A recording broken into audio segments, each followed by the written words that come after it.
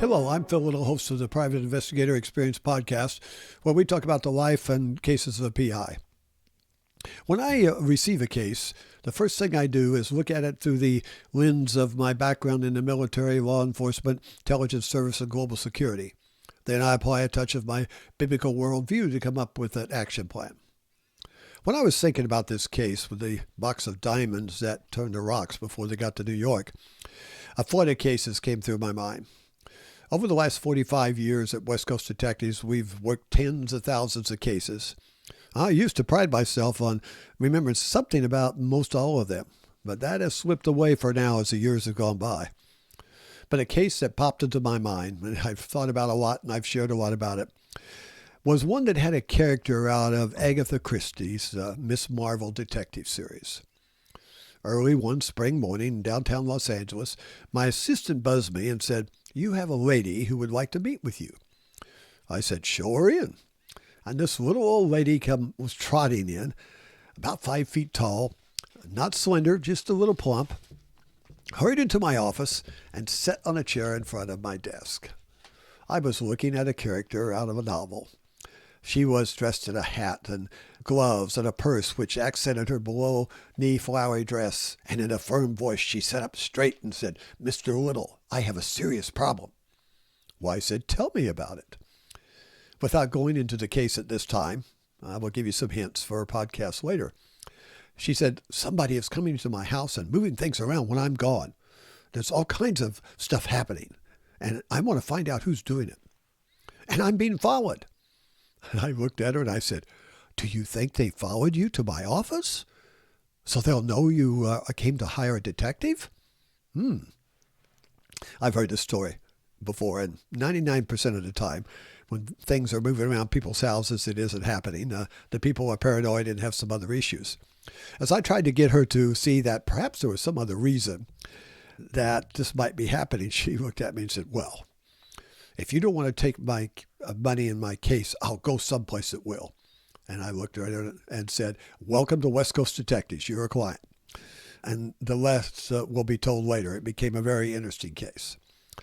Today, the case with the box of diamonds that turned to rocks started with a call from a New York stockbroker, and he asked me if we did international cases, and I said, yes, we did. And he said, "Well, I have a $3 million problem."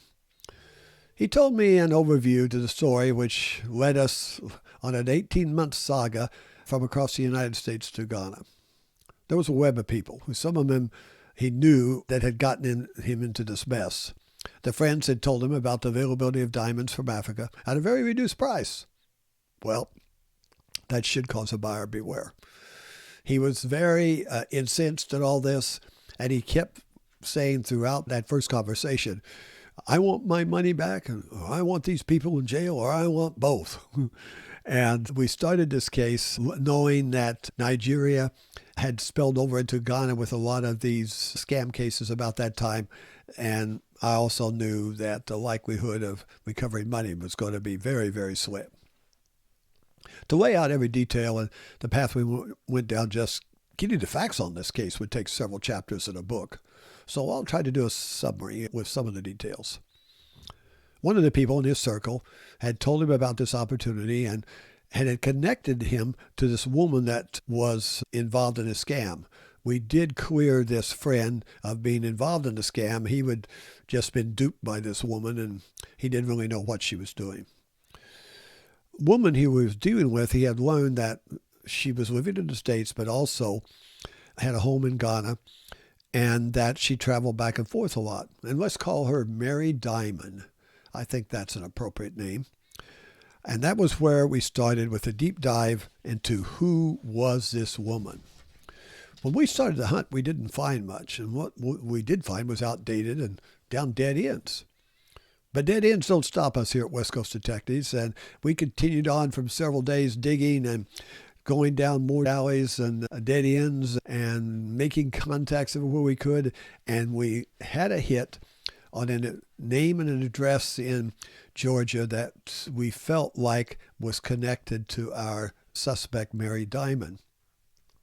Along the way, we were also developing other ID factors through government sources on this woman, And we learned that she had been traveling a lot between the U.S. and Ghana, and we had also developed her passport information. As we were working on the background, I contacted my OSAC contacts. OSAC is the security organization that was set up by the State Department to work with the private sector security.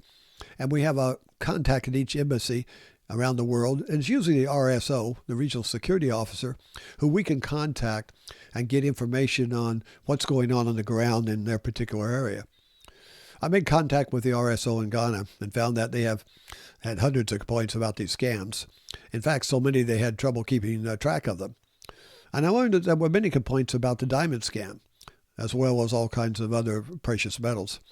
And our subject's name had come up in some of the complaints that the embassy had. It looks like I will be on a plane to Ghana. This was much bigger than we had imagined. Our focus expanded on finding out who the subject was and where she was living in the U.S., which had led us to this address down in Georgia. And it was a family member tied to the subject. And once we did a recon on the residence, we set up surveillance and then initiated some pretext interviews in the neighborhood and discovered our subject had been seen there. Now you might say, what's a pretext interview? Well, we develop a survey out of a subject. Maybe it's a current event. Maybe it's a new law, or maybe it's about a figure, a famous person or something that we would find an interest among the people that would be willing to talk about it. So we would get a number of questions, develop this survey, put it on a clipboard, and then our investigators, sometimes female investigators who would be very personable, and start knocking on doors. And you would be amazed at what people would tell you. And during those interviews then, you can weave in what's going on in the neighborhood around and talk about who's living where and neighbors they know that might be interested in our survey and people traveling. Do they travel a lot? And we learn from the neighbors that this subject, who was a sister of the neighbor living next door to these people, that traveled a lot between Ghana. After we determined that this was her location, and that she was actually in Ghana at this time, we now put this on hold working there because we knew where we could find her if she came back to the States. And we'd also learned that Miss Diamond was a U.S. citizen and was also a citizen of Ghana and had a home there. Well, at this point, we had all the background we could get on the subject and her activities in the States, so we contacted our associate company in Ghana to do workup there on her and make sure she was there and anything they could pick up down there about her. As the weeks went by with work both in Ghana and the U.S., we found that our subject's name kept coming up, being involved with victims of other similar crimes in the U.S. And some of these had been reported to the embassy down in Ghana. As I begin to talk more to the RSO and people in Ghana, I learned that this organization was not a fly-by-night. This was well organized. And what they were doing, they had to have help within the Ghanaian government, or at least of people working within the government, as well as banking. And I didn't realize how deep it was until later, both for the government and banking. I realized, too, the scope of this crime operation. Why wasn't the FBI involved? And we learned that part of the reason was the way that they'd worked these scams. It made it hard to develop evidence that would stand up in court. And you had to cross borders, cross countries, which made it much more difficult to build a case. And then you take the issue with the FBI having a money factor on a case before they would take it. And the FBI limit at that time, before they would look at a case or get involved, it had to have at least a $5 million loss. And you say, how could that be? They're supposed to be working everything. Well, there are thousands and thousands of these cases, and they just do not have the ability. And so they had, at that time, a $5 million. And unless you knew somebody that within the FBI that you could get them to take a look at a case, that's just the way it was. And many smaller police departments in county, state, or local have also the same type of things many times on cases that they can take just because of the manpower situation. from past experience on international cases, we knew that the client's money, if it got into these foreign countries, was long gone. And even though we didn't know yet the sophistication of this operation, we assumed that there had to be bankers working with them also. And as the information started coming in from Ghana, we found that the agents had located her home, and she was there in residence and confirmed that from the surveillance. And they were also finding that she was coming up connected to some very dangerous people in Ghana, gangs, groups, and were known for violent activity and connected to some terrorist organizations and operations. I started making travel arrangements by organizing the availability of both the ground agents and the RSO at the embassy in Ghana. And soon I found myself on a flight from LA to DC and connected to Ghana. Let the game begin. And did it begin?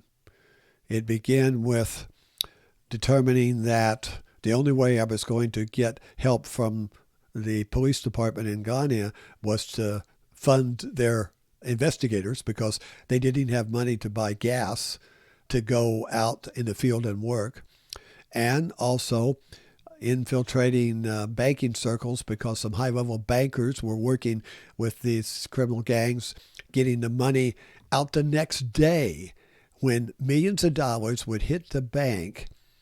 And down there, they had banking laws that there were supposed to be controls, and cash was supposed to be examined and know where it's going and who, what, when, and where. Well, wires would come in, and the next day, this money would be taken out of these banks in cash and dispersed. So this was very involved. It got interesting. Let me tell you my experience there on the ground, and I'll tell you some of those stories as we continue on this. But we've gone to this point, I think, where I'm going to take a break so you don't get bored and I lose you. And I'm going to tease a little bit for the next time. We'll be looking at some of these events on the chase after people and them chasing us, and with a large armored vehicle crashing through a large double gate at a walled compound where some of these criminals were working. And we'll catch up on that next time with the final of how this case worked out and what the future for our client was. I appreciate all the comments and emails. I look forward to hearing from you with your questions, ideas, or just saying hi. Please, can you help me by liking, sharing, subscribing, and hit that notification bell? You know the drill, and that will give you the next post when it comes out. You can leave your comments on any of the platforms, or you can email me directly at pi777@gmail.com. Until next time, be safe. May God bless you, your family, and may God bless America.